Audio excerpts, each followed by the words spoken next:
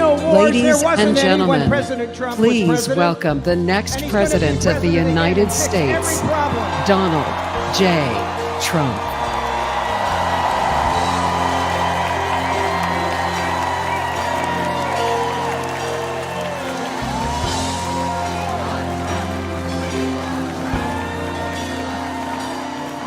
If tomorrow all the things were gone, I'd work for all my life, and I had to start again, just my children and my wife.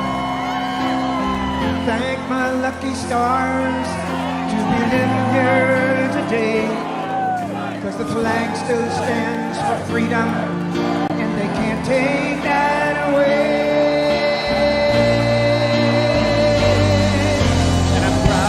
Be an American, where at least I know I'm free. I won't forget the men who died, who gave that right to me. And I gladly stand up next to you and defend her still today. 'Cause there ain't no doubt I love this land. Sing it! God bless the USA.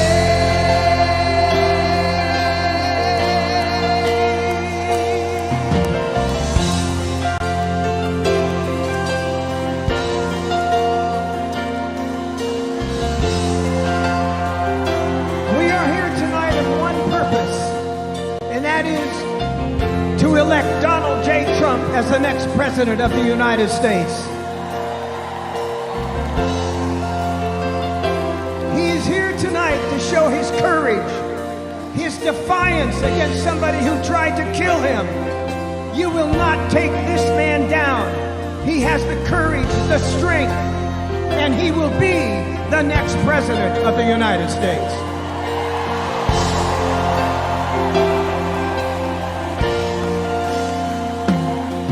From the lakes of Minnesota to the hills of Tennessee, across the plains of Texas, from sea to shining sea. Ladies and gentlemen, the 45th President of the United States and soon to be the 47th President of the United States, please welcome Donald J. Trump.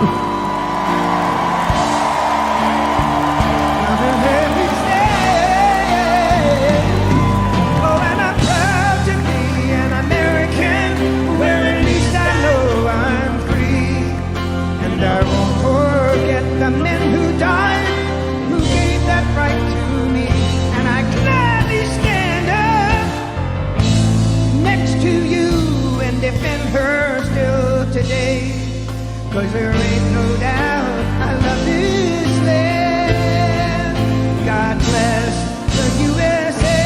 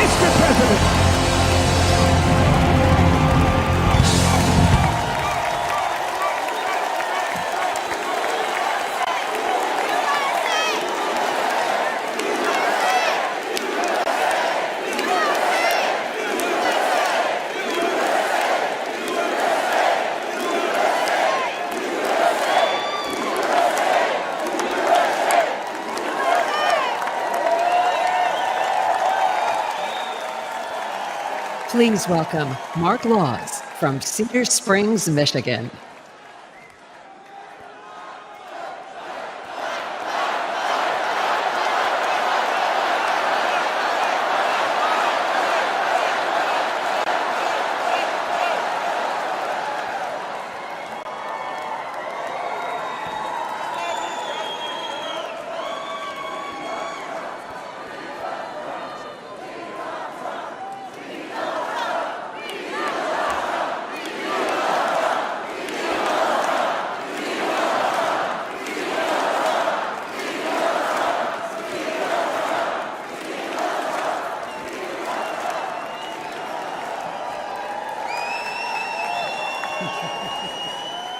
I'm saying confidently that he'll be the president. He deserves to be. I think he will be.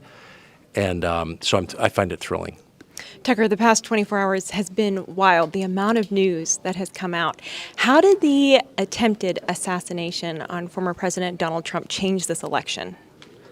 Well, Trump won when that happened because he displayed physical courage. And, you know, if you live in a society where people are literally dating by remote, virtually, and working virtually, you can kind of lose touch with the physical reality of life. But the unchanging truth is that leadership requires courage, and not just abstract courage, moral courage, but physical courage. You know, someone starts shooting a rifle. Like, are you going to wet yourself and start crying and run away? Or are you going to stand up and look at your people and raise your fist and say, fight? And very few people are capable of doing that. And he is. And therefore he wins. Because that supersedes all this nonsense that we talk ourselves into believing is important. No, the guy got shot in the face. He stood up with blood streaming down the side of his head, blood on his hands, and said, fight.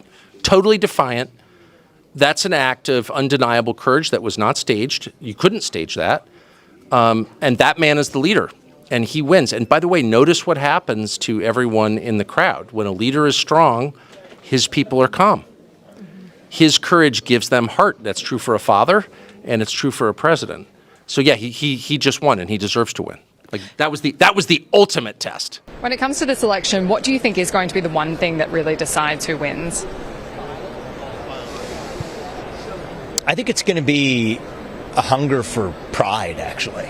You could say the economy, you could say the border, but I think people are hungry to be proud of this country again. And whichever president is going to make you more proud of being an American, that's what people are hungry for right now more than anything. And I think right now, runaway, without question, hands down decision, that's Donald Trump.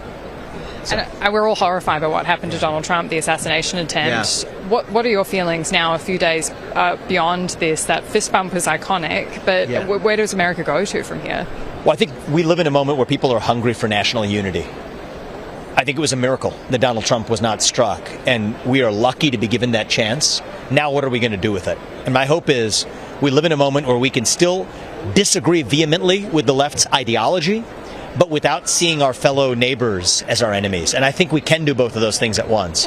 How well we do it will determine how successful we are as a party.